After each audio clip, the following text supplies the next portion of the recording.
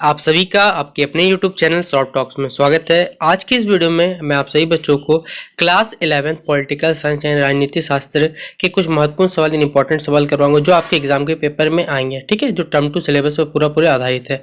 तो अगर आपको ये वीडियो पसंद आता है तो वीडियो को लाइक कर दीजिएगा, चैनल पर नहीं हुआ है तो सब्सक्राइब करिएगा और जितना हो सके इस वीडियो को अपने दोस्तों को शेयर कर दीजिएगा। जरूरी बात बता दूँ, ये सवाल आपको हिंदी और इंग्लिश दोनों लैंग्वेज में अवेलेबल मिलेंगे, तो आपके जो भी मित्र इंग्लिश में रखे हुए हैं उनको भी शेयर कर सकते हैं। ठीक है, तो चलिए वीडियो को शुरू करते हैं। देखिए, पहला सवाल आपसे बोला जाएगा, ये जो पहला सवाल है वो 1 नंबर का सवाल है कि संविधान निर्माती सभा यानी हम लोग जिसे कॉन्स्टिट्यूंट असेंबली भी कहते हैं उससे आप क्या समझते हैं। तो देखिए, जो भी सभा हमारा संविधान पहले क्या है, संविधान सभा उसे कहते हैं जो किसी देश के संविधान का क्या निर्माण करती है। तो यानी एक constitution assembly is called that which makes the constitution of a country. इसे हम लोग क्या जानते हैं, कॉन्स्टिट्यूंट असेंबली, और हिंदी में कहा जाए तो संविधान निर्माती सभा। ठीक है, फिर अगला है हमारा भारत के जो राष्ट्रपति निर्वाचन होता है। देखिए, ये सवाल 2 तरीके से आपको पूछा जा सकता है, एक 5 नंबर के हिसाब से, एक आपको 1 नंबर के हिसाब से। ठीक है, क्योंकि ये बड़ा सवाल में भी बन सकता है कि भारत के राष्ट्रपति निर्वाचन होता है उसके चुनाव की व्याख्या करी, किस प्रकार से उसका पूरा प्रोसेस होता है। ठीक है, तो देखिए, इसका जो चुनाव होता है वो अप्रत्यक्ष रूप से होता है, जिसमें हम लोग जो लोग होते हैं वो भागीदार नहीं होते हैं। ये लिखा हुआ देखिए, अप्रत्यक्ष चुनाव। भारत में राष्ट्रपति के चुनाव की मुख्य विशेषता यह है कि यह चुनाव जनता के द्वारा सीधा न होकर अप्रत्यक्ष रूप से जो भी राज्य की विधानसभा हो गया तो संसद के जो भी निर्वाचित है उनके द्वारा, जैसा भी मालूम होगा कि भारत में राष्ट्रपति चुनाव होने वाले हैं। ठीक है, 2 कैंडिडेट खड़े हैं, उनमें से देखिए, उनमें से हम लोग, जिसे हम लोग पब्लिक है, हम लोग वोट नहीं दे सकते हैं। जो भी राज्य की विधानसभा तथा संसद के निर्वाचित वही उनको वोट दे के क्या कर सकते हैं, जिता सकते हैं। ठीक है, तो ये होता है भारत के राष्ट्रपति निर्वाचन का जो निर्वाचन होता है वो क्या होता है, एक इनडायरेक्ट होता है, यानी अप्रत्यक्ष रूप से चुनाव होता है। और यही बात देखिए इंग्लिश में लिखी हुई है कि how is the president of India elected.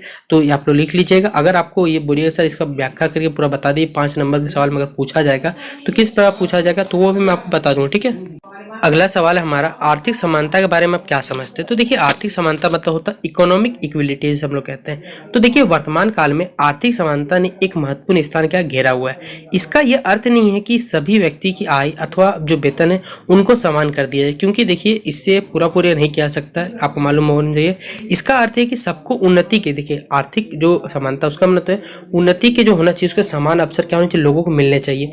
सभी की न्यूनतम आवश्यकताओं को पूर्ति की जानी चाहिए, प्रत्येक व्यक्ति कम से कम काम मिल सके, कोई भी व्यक्ति भूखा न रहे। यही क्या होती है, आर्थिक समानता होती है, और इसे इंग्लिश में आप लोग इकोनॉमिक इक्वलिटी कहते हैं। In the present period economic equality has taken an important place. This does not means the income और salary of all person should be made equal. It means that everyone should be given equal opportunity for success progress. Everyone minimum needs should be made but everyone should get work. ठीक है, ये इसका answer हो जाएगा। फिर अगला हमारा, धार्मिक स्वतंत्रता का अर्थ स्पष्ट करिए। तो धार्मिक स्वतंत्रता मतलब होता है रिलीजियस फ्रीडम जिसे आप लोग कहते हैं। तो देखिए, मनुष्य के नैतिक तथा सामाजिक जीवन में धर्म का जो होता है एक महत्वपूर्ण स्थान होता है। अतः प्रत्येक मनुष्य को अपनी इच्छा अनुसार किसी भी धर्म को स्वीकार किया जाना चाहिए, उसका पालन करने का, पाठ करने का, उपासना जो भी करने का उसको स्वतंत्रता दी गई है, ये हमारे संविधान में दी गई है। इसे ही हम लोग क्या कहते हैं, धार्मिक स्वतंत्रता कहते हैं, इंग्लिश में रिलीजियस फ्रीडम कहते हैं। इसमें राज्य का कोई हस्तक्षेप नहीं होना चाहिए और ना ही किसी धर्म विशेष के प्रति क्या होना, पक्षपात यहाँ पर कोई भी नहीं होना चाहिए। ठीक है, इसे हम लोग क्या कहते हैं, धार्मिक स्वतंत्रता और रिलीजियस फ्रीडम कहते हैं। हमारा अगला सवाल है, देखिए कि चुनाव में राजनीतिक दलों की जो भूमिका होती है उसे हम समझाने बोला गया। तो अधिकांश देशों में देखिए जो राजनीतिक दलों का उदय होता है वो चुनावी प्रक्रिया नहीं, इलेक्शन के थ्रू होता है। केवल कुछ साम्यवादी देशों में राजनीतिक दलों को संवैधानिक दर्जा प्राप्त होता है। चुनावी प्रजातंत्र में राजनीतिक दलों की जो भूमिका होती है वो बहुत ही महत्वपूर्ण होती है।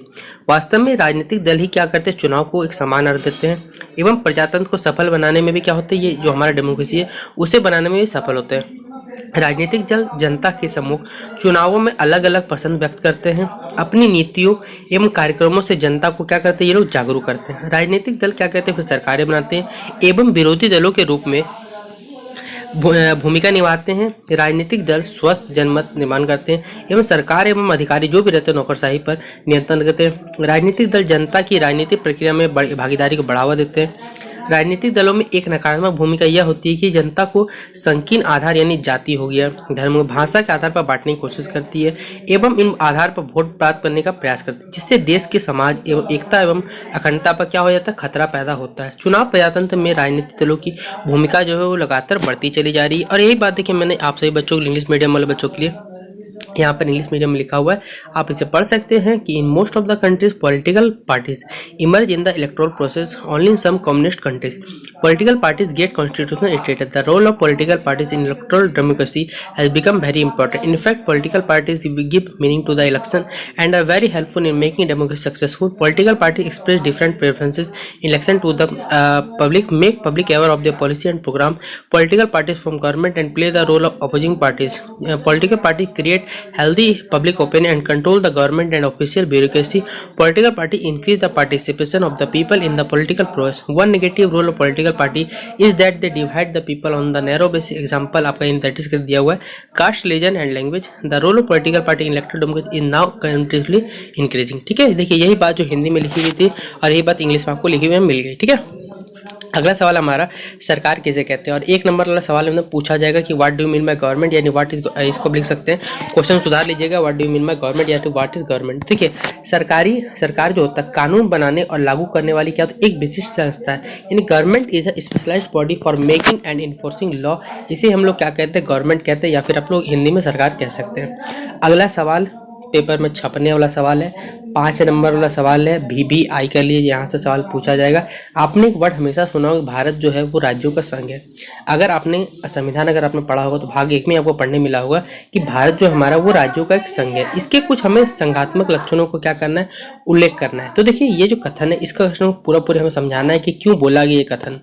तो यहाँ लिखा हुआ पढ़ सकते हैं कि भारत राज्यों का संघ है। इसका यह तात्पर्य कि भारत में एक संघात्मक सरकार शासन का अपना यही है। इसके अंतर्गत भारत में 28 राज्य और टोटल 8 केंद्र शासित प्रदेश है। इन सबको मिलाकर भारत एक पूर्ण संघ बनाया गया। फिर देखिए भारतीय संविधान के संघात्मक लक्षण कुछ है। जैसे पहला है शक्तियों का विभाजन। देखिए भारत में क्या है जो शक्तियों को विभाजन किया गया केंद्र और राज्यों के बीच में शक्तियों का बंटवारा किया गया जिसमें 3 सूची बनाई गई है। एक आपको मालूम होगा स्टेट लिस्ट कंकरेंट लिस्ट, ठीक है, और सेंट्रल लिस्ट 3 लिस्ट आती है संघ सूची सेंट्रल लिस्ट राज्य स्टेट लिस्ट और समवर्ती कंकरेंट जिसमें देखिए संघ सूची में 97 विषय राज्य सूची में 66 है और समवर्ती सूची मतलब होता है वो सूची जिसमें केंद्र सरकार और राज्य सरकार दोनों मिलकर काम करे उसे संवर्ती कहा जाता है और इसमें टोटल 47 विषय होते हैं। फिर हमारा जो लिखित संविधान याद रखिएगा भारत सबसे बड़ा विश्व का लिखित संविधान भारत है और सबसे बड़ा संविधान बोला जाएगा तो वो ब्रिटेन का है। ठीक है, लेकिन वो लिखा हुआ नहीं है उसे हम लोग मैग्ना कार्टा भी कहते हैं अगर आपको मालूम होगा। अगर आपने पॉलिटिकल साइंस डीप में पढ़ा हुआ है तो आपको ये सब बातें मालूम होगी। ठीक है, लिखित संविधान संघीय व्यवस्था के लिए लिखित संविधान की आवश्यकता होती है जिसमें केंद्र और राज्यों के बीच शक्तियों का स्पष्ट वर्गीकरण किया गया है। भारत का जो संविधान लिखित है इसमें टोटल देखिए 395 अनुच्छेद और 12 अनुसूचियां। अब तक इसमें देखिए कितने 93 संशोधन कर दिए गए हैं। फिर कठोर संशोधन मतलब कहना है कि हमारा जो संविधान है वो कठोर होना आवश्यक होता है।